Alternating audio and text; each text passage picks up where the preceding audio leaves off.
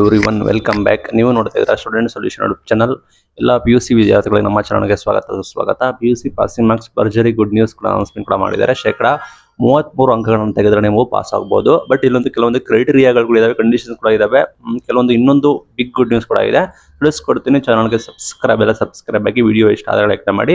ಈ ಹಿಂದೆ ನೋಡೋದಾದ್ರೆ 100ಕ್ಕೆ ನೀವು ಮಿನಿಮಮ್ 35 ತೆಗೆದ್ರೆ ನಿಮ್ಮನ್ನ ಪಾಸ್ ಅಂತ ಹೇಳಿ ಕನ್ಸಿಡರ್ ಮಾಡ್ತಾ ಇದ್ರು. ಫಾರ್ ಎಕ್ಸಾಂಪಲ್, ನೀವು 80ಕ್ಕೆ ಪರೀಕ್ಷೆ ಬರೀತೀರಾ, ರಿಟರ್ನ್ 80 ಮಾರ್ಕ್ಸ್ಗೆ ಬರೆದ್ರೆ ನೀವು ಅಲ್ಲಿ 28 ತೆಗಿಬೇಕಾಗುತ್ತೆ. ಇಲ್ಲಿ 20 ನಿಮಗೆ ಇಂಟರ್ನಲ್ಸ್ ಬರೀತೀರಾ, 20ಕ್ಕೆ ಇಂಟರ್ನಲ್ಸ್ ಅಲ್ಲಿ ನೀವು ಮಿನಿಮಮ್ 7 ಕೂಡ ತೆಗಿಬೇಕಾಗುತ್ತೆ. ಇಲ್ಲಿ 28 + 7 35 ಆಯ್ತು. ನಿಮ್ಮನ್ನ ಪಾಸ್ ಅಂತ ಹೇಳಿ ಘೋಷಣೆ ಕೂಡ ಮಾಡ್ತಾ ಇದ್ರು. ಸೈನ್ಸ್ ಅವರು ಅದೇ 70ಕ್ಕೆ 25 ತೆಗಿತಾ ಇದ್ರು. ಇಲ್ಲಿ 11 ತೆಗಿಬೇಕಿತ್ತು. ಸಾರಿ, 24 + 11 35 ಆಗ್ತಾ ಇತ್ತು. ಸಮ್ ವಿಷಯದಲ್ಲಿ 25 24 ಆ ರೇಂಜ್ ತೆಗಿಬೇಕಿತ್ತು. ಪ್ಲಸ್ 11 ತೆಗೆದ್ರೆ ಟೋಟಲ್ ಬಂದ್ಬಿಟ್ಟು 35 ಆಗ್ತಾ ಇತ್ತು. ಆಗ ನಿಮ್ಮನ್ನ ಪಾಸ್ ಅಂತ ಹೇಳಿ ಕನ್ಸಿಡರ್ ಕೂಡ ಮಾಡ್ತಾ ಇದ್ರು PUC ವಿದ್ಯಾರ್ಥಿಗಳಿಗೆ. ಈಗ ಆ ರೀತಿ ಇಲ್ಲ. ಈಗ ಬಿಗ್ ನ್ಯೂಸ್ ಕೊಟ್ಟಿದ್ದಾರೆ. ಏನಂದ್ರೆ ಇಂಟರ್ನಲ್ಸ್ ಎಕ್ಸ್ಟರ್ನಲ್ಸ್ ಎರಡು ಕೂಡ ಸೇರಿಸಿ ನಿಮಗೆ 33 ಬಂದ್ರೆ ಸಾಕು, ನಿಮ್ಮನ್ನ ಪಾಸ್ ಅಂತ ಹೇಳಿ ಕನ್ಸಿಡರ್ ಕೂಡ ಮಾಡ್ತಾರೆ. ಏನ್ ಡಿಫರೆನ್ಸ್ ಅಂತ ಅರ್ಥ ಆದ್ರೆ ಬರೀ 2 ಮಾರ್ಕ್ಸ್ ಅಲ್ವಾ ಅಂತ ನೀವು ಅರ್ಥ ಮಾಡ್ಕೊಂಡು, ಆ ರೀತಿ ಅಲ್ಲ. ಈ ಹಿಂದೆ ಕ್ರೈಟೀರಿಯಾ ಏನಿತ್ತು ಅಂದ್ರೆ, ನೀವು 80ಕ್ಕೆ ನೀವು ಅಲ್ಲಿ 80 ತೆಗೆದ್ರು ಕೂಡ, ಅಲ್ಲಿ ನೀವು 80ಕ್ಕೆ ಇಂಟರ್ನಲ್ ಇದು ರಿಟರ್ನ್ ಎಕ್ಸಾಮ್ ಅಲ್ಲಿ 80 ತೆಗೆದ್ರು ಕೂಡ ನೀವು ಇಲ್ಲಿ ಏನ್ ಮಾಡಬೇಕಾಗಿತ್ತು ಅಂದ್ರೆ, ಇಂಟರ್ನಲ್ಸ್ ಅಲ್ಲಿ 20ಕ್ಕೆ ನೀವು ಮಿನಿಮಮ್ ಪಾಸಿಂಗ್ ಅಂಕ 7 8 ಇರುತ್ತಲ್ಲ, ಅದನ್ನ ಕಡ್ಡಾಯವಾಗಿ ತೆಗಿಲೇಬೇಕಿತ್ತು.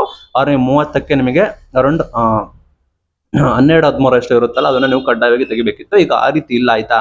ನೀವು ಪ್ರಾಬಬಲಿ ಇಲ್ಲಿ ಇಂಟರ್ನಲ್ಸ್ ಅಲ್ಲಿ ಔಟ್ ಆಫ್ ಔಟ್ ತೆಗೆದು ಎಕ್ಸ್ಟರ್ನಲ್ಸ್ ಅಲ್ಲಿ ಅಂದ್ರೆ ನಿಮ್ಮ ರಿಟರ್ನ್ ಅಲ್ಲಿ ನೀವು ಕೇವಲ 15 ಅಂಕಗಳನ್ನ ನೀವು ತೆಗೆದ್ರೆ ನಿಮ್ಮನ್ನ ಪಾಸ್ ಅಂತ ಹೇಳಿ ಕನ್ಸಿಡರ್ ಕೂಡ ಮಾಡ್ತೀವಿ ಅಂತ ಹೇಳಿ ಘೋಷಣೆ ಕೂಡ ಮಾಡಿದ್ದಾರೆ. ಪೇಪರ್ ನಲ್ಲೇ ಬಂದಿದೆ, ನೀವು ಮಾಹಿತಿಯನ್ನು ನೀವು ನೋಡಬಹುದು. ಭರ್ಜರಿ ಗುಡ್ ನ್ಯೂಸ್, ಆಯ್ತಾ. ಇದರಿಂದ ಏನಾಗುತ್ತೆ ಅಂದ್ರೆ, ಸಾಕಷ್ಟು ವಿದ್ಯಾರ್ಥಿಗಳು ಹೆಲ್ಪ್ ಆಗುತ್ತೆ. ಪಾಸಿಂಗ್ ಆಗೋ ವಿದ್ಯಾರ್ಥಿಗಳ ಸಂಖ್ಯೆ ಜಾಸ್ತಿ ಆಗುತ್ತೆ. CBSE ICSE ಅಲ್ಲಿ ಇದೇ ರೀತಿ ಇದೆ, ಆಯ್ತಾ. ಬಟ್ ಸ್ಟೇಟ್ ಅಲ್ಲಿ ಈ ರೀತಿ ತಂದಿರೋ ಕಾರಣ ಸಹಾಯ ಆಗುತ್ತೆ. ಭರ್ಜರಿ ಗುಡ್ ನ್ಯೂಸ್. ಇದ್ರ ಬಗ್ಗೆ ಕ್ಲಾರಿಟಿನ ಸರ್ಕಾರದವರು ಕೊಡ್ತಾರೆ. ಈ ಹಿಂದೆ ಇಂಟರ್ನಲ್ಸ್ ಕೂಡ ಮಿನಿಮಮ್ ಇಷ್ಟು ತೆಗಿಬೇಕು, ಎಕ್ಸ್ಟರ್ನಲ್ಸ್ ಅಲ್ಲಿ ಕೂಡ ಮಿನಿಮಮ್ ಇಷ್ಟು ತೆಗಿಬೇಕು ಅಂತ ಇತ್ತು. ಈಗ ಆ ರೀತಿ ಎಲ್ಲೂ ಕೂಡ ಇಲ್ಲ. ವಾಟ್ ಎವರ್ 2 ಕ್ರಾಸ್ ಸೇರಿಸಿದ್ರೆ ನೀವು ಮಿನಿಮಮ್ ಪಾಸಿಂಗ್ ಅಂಕ ತೆಗಿಬೇಕಾಗುತ್ತೆ. ಅಂಡ್ ನಿಮಗೆ ಇಂಟರ್ನಲ್ಸ್ ಅಲ್ಲಿ ನೀವು ಔಟ್ ಆಫ್ ಔಟ್ ತೆಗೆದು, ಫಾರ್ ಎಕ್ಸಾಂಪಲ್ 20ಕ್ಕೆ 18 ತೆಗೆದು, ಎಕ್ಸ್ಟರ್ನಲ್ಸ್ ಅಲ್ಲಿ ನೀವು 15 ತೆಗೆದ್ರೆ, ಫಾರ್ ಎಕ್ಸಾಂಪಲ್ 15 ತೆಗೆದ್ರೆ 18 + 15 33 ಆಗುತ್ತೆ. ನಿಮ್ಮನ್ನ ಪಾಸ್ ಅಂತ ಹೇಳಿ ಕನ್ಸಿಡರ್ ಕೂಡ ಮಾಡ್ತೀವಿ ಅಂತ ಹೇಳಿ ಬಂದಿತ್ತು ಪೇಪರ್ ನಲ್ಲಿ. SSC ಅವರಿಗೆ ಕೂಡ ಅದೇ, PUC ಅವರಿಗೆ ಕೂಡ ಅದೇ ರೀತಿ ಅದನ್ನ ಕ್ಲಾರಿಫೈನ ಮಾಡ್ತಾರೆ ಬೋರ್ಡ್ ಅವರು. ಒಟ್ಟಾರೆ ಗುಡ್ ನ್ಯೂಸ್. ಸ್ವತಃ ಶಿಕ್ಷಣ ಸಚಿವರು ಹೇಳಿದ್ದಾರೆ. ಏನಂದ್ರೆ, ಇಲ್ಲಿ ಪಾಸಿಂಗ್ ಅಂಕ 33 ಇದೆ ಎಲ್ಲಾ ವಿಷಯಗಳಲ್ಲಿ. ಫಾರ್ ಎಕ್ಸಾಂಪಲ್, ನೀವು 4 ವಿಷಯಗಳಲ್ಲಿ ನೀವು ಪಾಸ್ ಆಗ್ತೀರಾ, ಬಟ್ ಇನ್ನು 2 ವಿಷಯಗಳಲ್ಲಿ ನೀವು ಕೇವಲ 30 ಅಂಕ ತೆಗಿತೀರಾ. ಇಂಟರ್ನಲ್ ಸೆಕ್ಷನ್ ಎರಡು ಕೂಡ ಸೇರಿಸಿದ್ರೆ ಕೇವಲ 30 ಮಾರ್ಕ್ಸ್ ತೆಗಿತೀರಾ. ಆಗ ಕೂಡ ನಿಮ್ಮನ್ನ ಪಾಸ್ ಅಂತ ಹೇಳಿ ಕನ್ಸಿಡರ್ ಕೂಡ ಮಾಡ್ತಾರೆ.